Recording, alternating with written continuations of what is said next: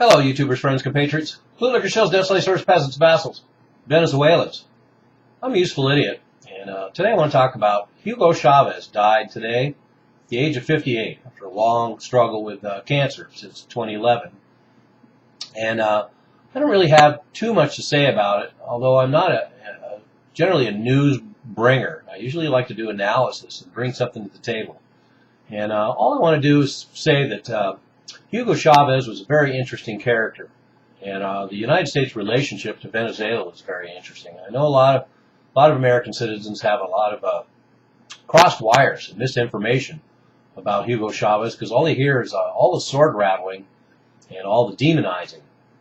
And certainly Hugo Chavez had his eccentricities, and certainly he was defiant with a country that tried to bully him constantly, and it has repeatedly plotted invasions of Venezuela.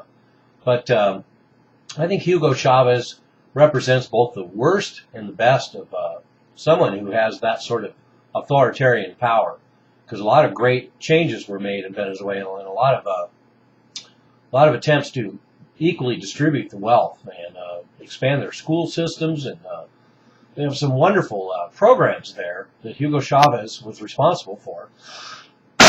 And but, you know, you also have the megalomaniac and the person who does some pretty idiosyncratic things and gets involved in a lot of un-American activities, which, of course, is always the hallmark of a crazy man, isn't it, when they involve themselves in anti-American activities. But I think one thing people need to realize is, in spite of all this standoff over the years between Bush and Obama and Hugo Chavez and Venezuela, Venezuela is still one of the largest providers of oil to the United States. So another good example of realpolitik and how things actually work in the real world. So we can have these governments, the American government, the Venezuelan government, throwing daggers and rocks at each other, but in reality they have a pretty solid business relationship. So now the question is, how will America apply its pressure to whoever takes Hugo Chavez's place? Right now it looks like it's going to be their vice president.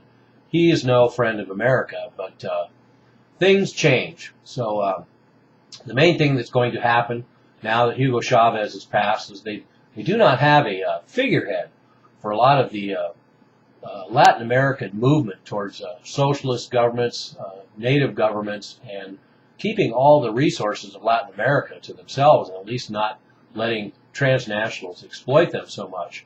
And this is one of the things I think of when I think of Hugo Chavez and what he represented. So it'll be really interesting to see how America takes advantage of this situation in Venezuela, the absence of Hugo Chavez in his leadership.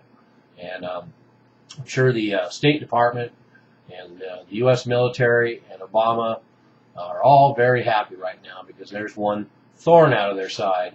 And we shall see what happens next. So there you have it. Hugo Chavez, dead at 58, a chapter in an antagonistic relationship between a part of Latin America and the United States has now ended this first chapter, and we shall see what the next chapter holds. I'm a useful idiot. Don't you be one too.